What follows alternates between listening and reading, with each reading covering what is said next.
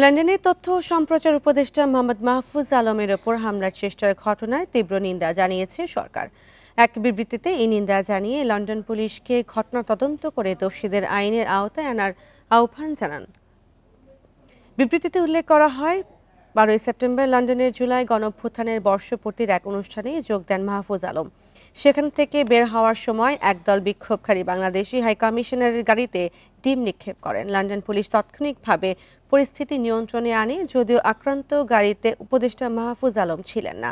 এর আগে নিউ ইয়র্কেও এক অনুষ্ঠানে তার ওপর হামলার ঘটনা ঘটে। এসব ঘটনাটি নিন্দা জানিয়ে বিবৃতিতে বলা হয়, মত প্রকাশের স্বাধীনতা থাকলেও সহিংসতা কোনোভাবেই গ্রহণযোগ্য নয়। সরকার শান্তিপূর্ণ প্রতিবাদকে সমর্থন করে, তবে সহিংসতা ও ভয় প্রদর্শনকে সুশীল সমাজ ও আন্তর্জাতিক মানদণ্ডের পরিপন্থী বলে মনে করে সরকার।